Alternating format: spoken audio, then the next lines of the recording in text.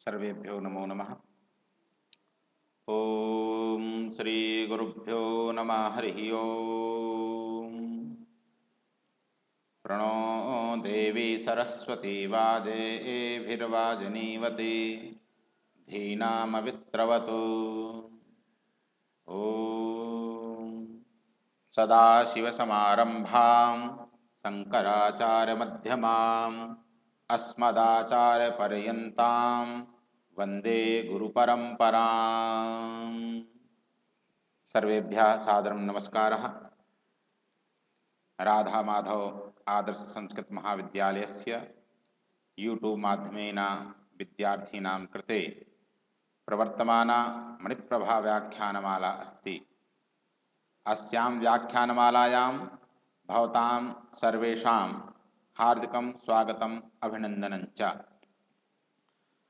गतपाठे वयं वेदशब्दस्य व्युत्पत्तिं, वेदस्य लक्षणं, वेदस्य महत्त्वं तथा वेदस्य अपौरुषेयत्वम् इति एतेषु विषयेषु सम्यक् विचारम् अकुर्म। अद्य वयं वेदकालम् अर्थात वेदानाम् आविर्भावकालम् अधिकृत्य विचारं करिष्यामः। जैसा कि आप सभी जानते हैं, यह जो व्याख्यान माला है ये छात्रों को ध्यान में रख करके बनाई जा रही है, की जा रही है। अतः आइए हम लोग सरल शब्दों में मुख्य टॉपिक को वेदों जानेंगे। वेदों का रचना काल अर्थात वेदानाम आविर्भाव कालः। आप जैसा कि जानते हैं, हम लोगों ने गत पाठ पे वेद के अपौरुषेयत्व पर चर्चा की थी। भारतीय सनातन परंपरा में वेदों का कोई काल निश्चित है ही नहीं, क्योंकि हमारे इधर पे मंत्र है यथा पूर्वम अकल्पयत, यानी ये कल्प कल्पांतर से पूर्व पूर्व में भी व्याप्त थे। और अगर ना भी माना जाए तो हमारे इधर पे एक परंपरा है, परंपरा अवच्छिन्नत्वेषति अस्मर्यमाणे कर्तृकर्तृत्वम अपौरुषेयत्वम। इस पंक्ति को भी लेकर के हम जो है वेदों को अपौरुषेय कह सकते हैं, क्योंकि ये परंपरा से हमको जो है प्राप्त होते चले आ रहे हैं। और भी जब शास्त्रों का आप अन्वेषण करते हैं तो समस्त संस्कृत वाङ्मय में, चाहे वैदिक वाङ्मय हो चाहे संस्कृत वाङ्मय हो, सभी में वेदों को अपौरुषेय ही कहा गया है, अर्थात प्रमाण उसके उपलब्ध होते हैं। परंतु फिर भी जिज्ञासुओं के मन में एक विचार जरूर उठता है कि भाई कोई तो होगा जो इनकी रचना काल किया होगा, कोई तो इनकी रचना किया होगा, या इनका ये जो काल है ये कब का काल है, कितना पुराना काल है। इसको मन में धारण करके विद्वानों ने विचार किया कि भाई हम जो है वेदों का रचना काल निकालें कि कितने वर्ष पुराने वेद हैं हमारे। परंतु वेदों के रचना काल निर्धारण में बहुत सी कठिनाइयां सामने आती हैं। जैसे प्रमुख कठिनाइयां मैंने सामने आपके पीपीटी के माध्यम से रखी हैं। कहते हैं वेदों का काल निश्चित करना अत्यंत कठिन कार्य है। इसका मुख्य कारण यह है कि वेदों में स्वयं उनके रचना काल का कोई स्पष्ट उल्लेख नहीं मिलता है।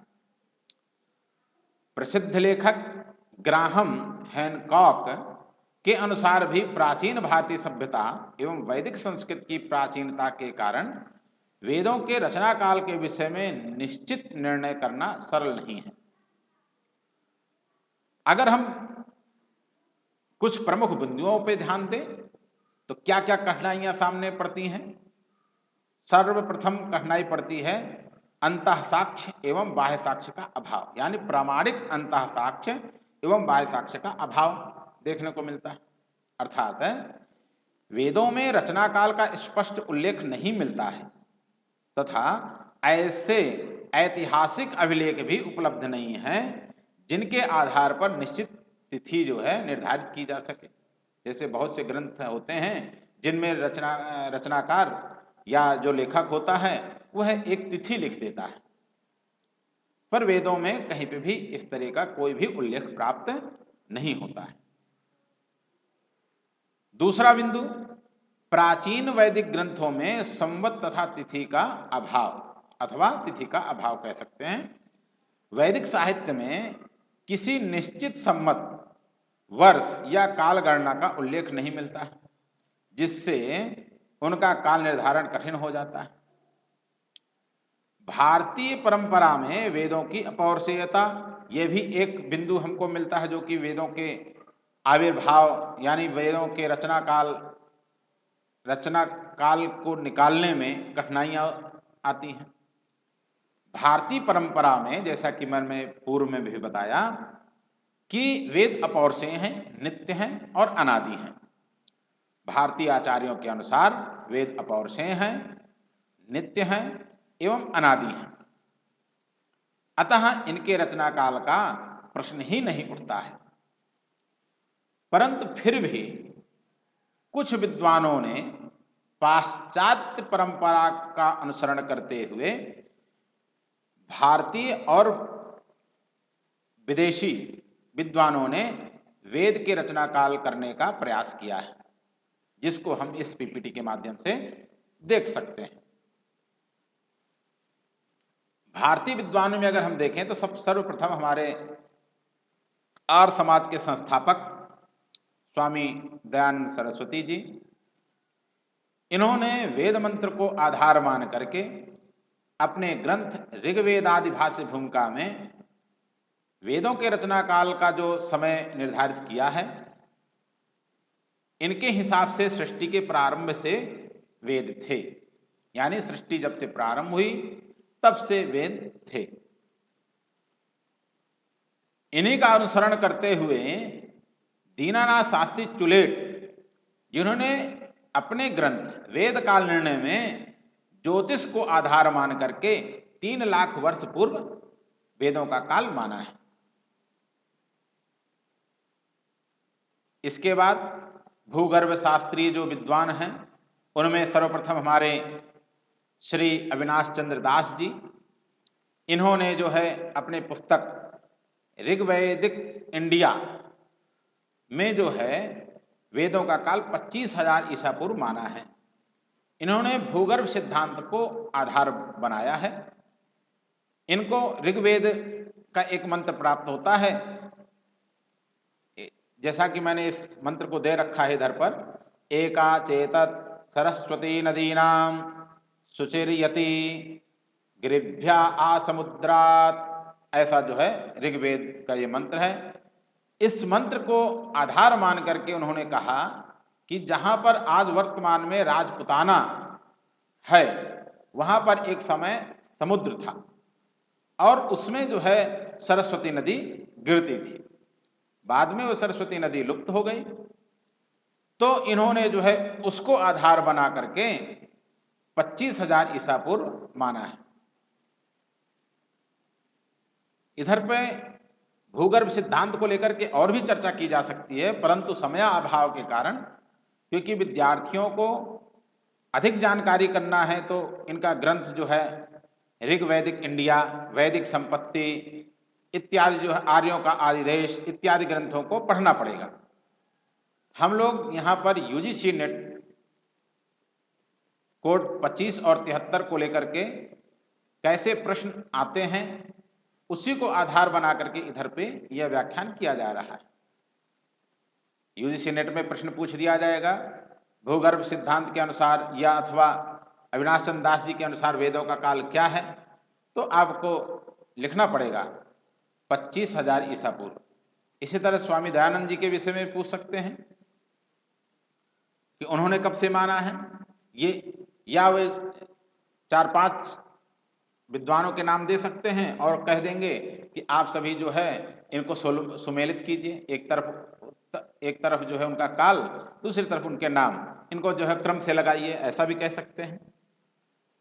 तो आपको यहाँ पे परीक्षा का उद्देश्य, परीक्षा को ध्यान में रखते हुए ये पीपीटी तैयार की गई है। नारायण भवन राव पावगी, इन्होंने 7000 ईसा पूर्व माना है और इनका जो आधार है वह भूगर्भ और ज्योतिष है।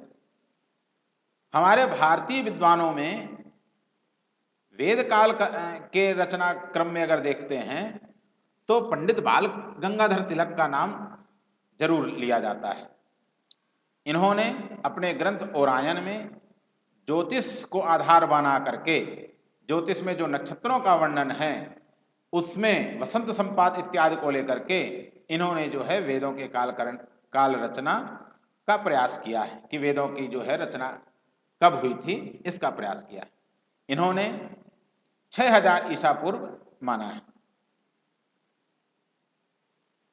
वसंत संपात के आधार पर इन्होंने अदिति काल 6000 से 4000 ईसा पूर्व, मृगशिरा काल 4000 से 2500 ईसा पूर्व, कृतिका काल 2500 से 1400 ईसा पूर्व और सूत्र काल 1400 से 500 ईसा पूर्व, ये 4 भागों में विभाजित किया है। ये प्रश्न पूछ दिया जाता है कि अदिति काल कितने से कितने ईसा पूर्व बाल गंगाधर तिलक जी मानते हैं। इसी को आधार बना करके और भी जो हमारे विद्वान हैं, इन्होंने डॉक्टर आर जी भंडारकर जी हैं, इन्होंने भी 6000 ईसा पूर्व माना है। इन्होंने शुक्ल यजुर्वेद के 40वें अध्याय का जो तीसरा मंत्र है उसको आधार लिया है, असुरिया नाम ते लोकाह। इस मंत्र को लेकर के इन्होंने जो है कालगणना की है। इसी तरह से हमारे जो पाश्चात्य विद्वान हैं उनमें जैकोबी नाम के एक विद्वान का नाम आता है, जिन्होंने ज्योतिष को आधार बना करके वेदों का काल 4500 ईसा पूर्व से लेकर के 2500 ईसा पूर्व माना है। कहते हैं जैकोबी और बाल गंगाधर तिलक का जो लेख है दोनों जो है समतुल्य ही दिखाई पड़ते हैं। दोनों ने ज्योतिष को जो आधार माना है उसमें थोड़ा सा अंतर होकर के आसपास ही इनकी कालगणना बैठती है। जब आप ग्रंथों को पढ़ेंगे उसमें एक प्रसंग आता है कि बाल गंगाधर तिलक जी ने एक लेख लिखा और जो है क्या कहते हैं जैकोबी ने एक लेख लिखा, और वह लेख एक जगह एक भेजा जाता है। उस जगह पे जब विद्वान द्वारा उनका अन्वेषण किया जाता है तो सब दंग रह जाते हैं। उनका मानना होता है ना तो कभी बाल गंगाधर तिलक जो है इधर आए हैं मैक्सिमुलर इनसे जैकोबी से मिले हैं, और ना ही जैकोबी कभी जो है बाल गंगाधर तिलक जी से मिले हैं, परंतु इन लोगों का जो कालगणना क्रम है बड़ा सटीक है।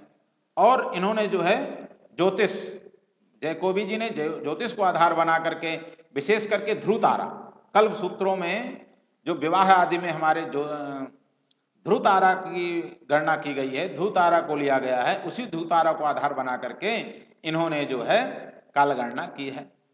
और बाल गंगाधर तिलक जी ने वसंत संपात को लेकर के की है, नक्षत्रों आदि को लेकर के किया है। इसी प्रकार से हमारे एक और विद्वान हैं विंटरनिच, इन्होंने भी जो है मितानी शिला अभिलेखों को लेकर के कार्य किया है। इन्होंने 2500 ईसा पूर्व जो है वेदों का काल माना है। बात करें हम मैक्स मुलर साहब की, वेद काल की रचना की जा सकती है, वेदों का काल निर्धारण किया जा सकता है, इसको आधार मान करके सर्वप्रथम अगर दृष्टि देने वाला कोई विद्वान है वह मैक्स मुलर ही है। ये जर्मन के विद्वान हैं, जर्मन के रहने वाले थे और वेदों का अध्ययन किया। इनके मन में जिज्ञासा हुई कि क्यों ना मैं वेदों का काल निर्धारण करूं, और इन्होंने बौद्ध साहित्य को लेकर के वेदों का काल निर्धारण करने की चेष्टा की। इन्होंने जो है 1200 वर्ष ईसा पूर्व जो है वेदों का काल निर्धारण किया है। इन्होंने 4 भाग किए, छंद काल, मंत्र काल, ब्राह्मण काल और सूत्र काल। सभी को 2-2 वर्ष इन्होंने 200-200 वर्ष इन्होंने दिए। कि छंद काल 1200 से 1000 ईसा पूर्व, मंत्र काल 1000 से जो है 800 ईसा पूर्व, ब्राह्मण काल 800 से 600 ईसा पूर्व और सूत्र काल 600 से 400 ईसा पूर्व के आसपास इन्होंने माना है। परंतु 1400 ईसा पूर्व के बोगाज कोई के शिलालेख की प्राप्ति के बाद उनका मत स्वतः निरस्त हो गया था। एक समय की बात है कि स्वयं मैक्स मूलर जी ने 1889 ईस्वी में भौतिक धर्म जिनफोर्ड व्याख्यानमाला में स्वयं का खंडन करते हुए कहते हैं कि कोई ऐसी शक्ति नहीं है जो वेदों का काल निर्धारण कर सके। अतः ये जितने भी काल निर्धारण किया गया है विद्वानों के माध्यम से, वह सब जो है कहीं में कहीं खंडित हो जा रहा है। कोई निश्चित तिथि नहीं इनको प्राप्त हो पा रही है। इसलिए भारतीय परंपरा आज भी सर्वोपरि खड़ी है, सामने खड़ी है कि हम वेदों को अपौरुषेय मानते हैं, क्योंकि हमारे इधर पे श्रुति परंपरा सबसे प्राचीन परंपरा है। जब लेखन शैली का विकास नहीं हुआ था, तब हमारे ऋषि महर्षि वेदों को ऋषियों के द्वारा वेद मंत्र देखे जाते थे और वे जो है अपने तत्त शिष्यों को पढ़ाते हुए श्रुति परंपरा से पढ़ाते थे और शिष्य पढ़ करके याद करके पुनः अपने शिष्य को पढ़ाता था, वह शिष्य अपने शिष्य को पढ़ाता था और ये एक परंपरा चल पड़ती थी। इसलिए वेदों का काल परीक्षा की दृष्टि से तो आप देख सकते हैं कि मैक्स मूलर के आधार पर 1200, वेंटरनिच के हिसाब से 2500, जेकोबी के हिसाब से 4500 से 2500 ईसा पूर्व, इसी तरह से बाल गंगाधर तिलक जी के आधार पर 6000 ईसा पूर्व। इस तरह से आप जो है कालों की गणना देख सकते हैं। कहने का तात्पर्य यह है कि वेदों के रचना काल के विषय में जितने मत प्रस्तुत किए गए थे या किए गए हैं, सभी 100% अनुमानिक एवं काल्पनिक हैं। अतः इसको परम सत्य मान करके हम ये नहीं कह सकते हैं कि वेदों का काल यह है। अतः आपको परीक्षा की दृष्टि से इसको याद करना चाहिए, ना कि जो है परम सत्य की दृष्टि से। आइए आज का व्याख्यान ही समाप्त करते हैं। आगे कल हम जब अग्रिम पाठ में मिलेंगे तो हम वेदों के नाम पर विचार करेंगे, संहिता ब्राह्मण आरण्यक पर विचार करेंगे। अगले कक्षा में हम जो है अगले व्याख्यान वाला में हम आपसे मिलते हैं। ओम सर्वे भवन्तु सुखिनः, सर्वे सन्तु निरामयाः, सर्वे भद्राणि पश्यन्तु, मा कश्चित् दुःखभाग् भवेत्। ओम शांति शांति शांति। हरि ओम।